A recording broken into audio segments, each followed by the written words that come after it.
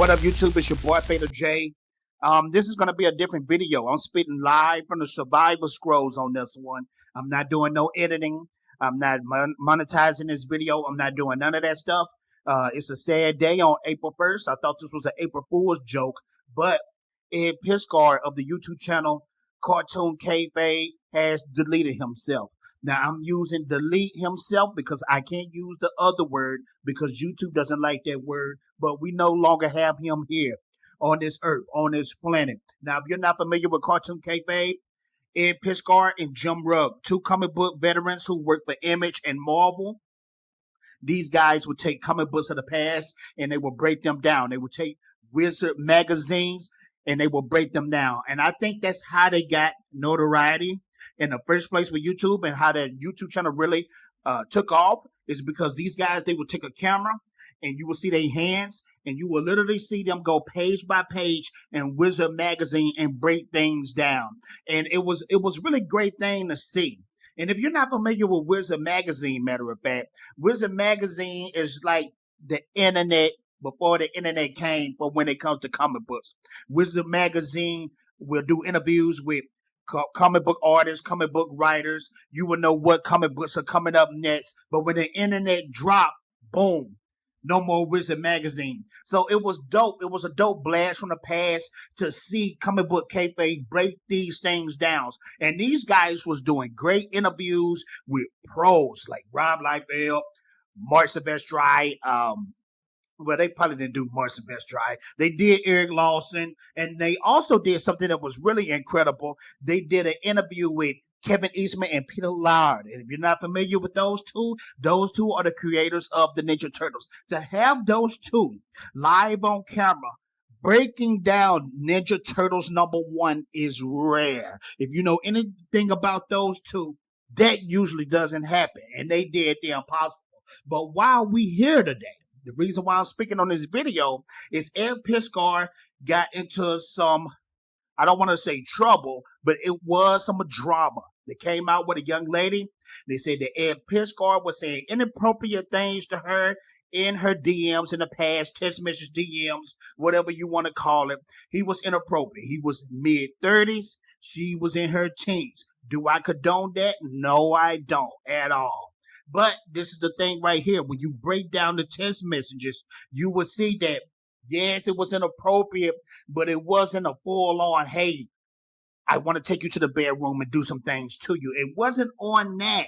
But this is the thing that really peed me off, okay? The comic book world, a lot of people in the indie comic book world, when they got this in their hands, this piece of information, they dogged Ed Piskor to the ground.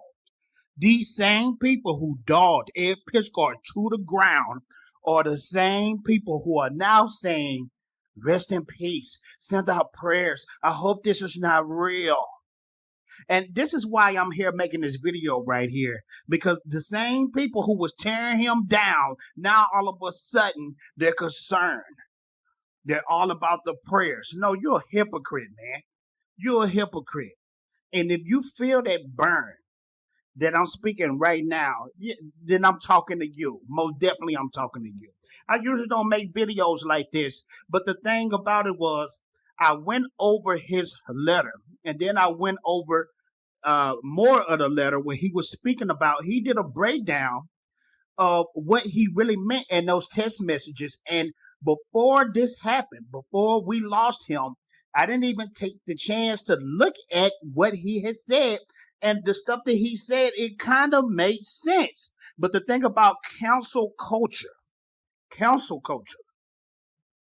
is we choose to believe a side without the evidence. And if you look at the comic book community, everybody chose to pick one side over the other. Now, I will tell you this. Have I been guilty of saying that I didn't like Ed Piskor's cockiness and attitude? Of course I did. I said this when he was looking at Top Cow's Phantom comic book. If you're not familiar with that comic book, a great artist who passed away, his name is Michael Turner. He was one of my favorite artists of all time. Ed Piskor was kind of rude about his artwork when it came to Witchblade #1. But this is the thing about it. It doesn't matter. It's his opinion. It is what it is, you know? But I'm just seeing something so strange today where people want to put accusations on the names of the people that he was mad at in the letter. But it's more names that should be on there. People who rolled him to the ground, people who made videos just to get the clout, to get the views, to get the monetization. Those people. So yes, you should feel guilty, and this should be a lesson to let you know in the future, stop doing what you're doing because it could happen to you. That's all I wanted to say, ladies and gentlemen. We just have to be careful because some people don't have the mental fortitude to handle all what's going on.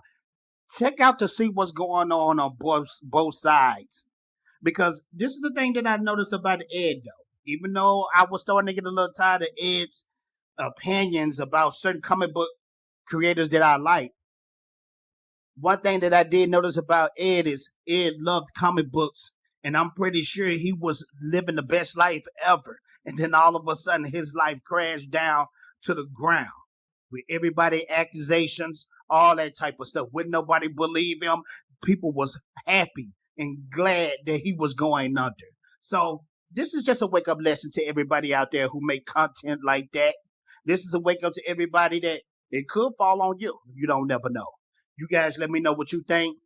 Rest in peace to Ed Piskor. My condolences to his family. And I'm out of here. Peace.